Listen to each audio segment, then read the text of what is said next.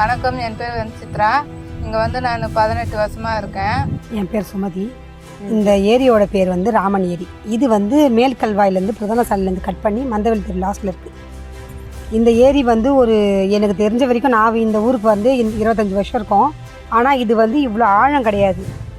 ஒரு தண்ணி வந்து சேவ் பண்ணி வைக்க முடியாது. தண்ணி வரும், கலங்கள் வழியாக போயிடும். அப்படியே இருந்துச்சுனாலும் ஒரு 2 மாதம் தான் தண்ணி இருக்கும். அதுக்கப்புறம் தண்ணி இல்லை. கடலாத்தி மட்டும் இருந்துச்சு, தரமட்டமாக தான் இருந்துச்சு, மதுள் சேவர்லாம் இல்லாமல் இருந்துச்சு. அப்புறம் இதில் வந்து தேவையில்லாமல் அந்த செடிங்க இருந்துச்சு, அந்த கடலாத்தின்னு சொல்லுவாங்க.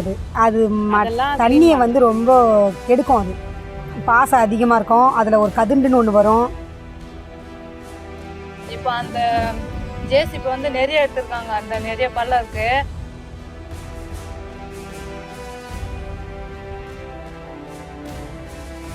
மண்ணுலாம் அப்படியே கரை தட்டி வச்சிருக்காங்க. இங்க பாருங்க, அந்த மண்ணுல எடுத்து இந்த கரை தட்டி வச்சிருக்காங்க.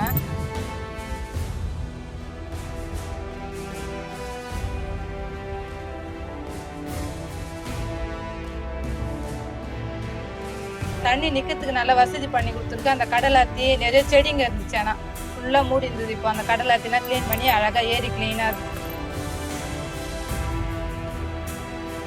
ஆனால் இப்போ இந்த தூர் வாரினது மூலமாக தண்ணி சேவ் ஆகும். இதனால் என்னென்ன பயன் எங்களுக்கு கிடைக்கும்னா, நிலத்தடி நீர் பாதுகாக்கப்படும். ஆடு மாடெல்லாம் இந்த குடிக்கிறதுக்கு கொஞ்சம் சேவ் ஆகிருக்கும் அந்த வெயில் நாளில். அதோட பறவைங்கள்லாம் குடிக்கிறதுக்கு எங்களுக்கு யூஸ் ஆகும்.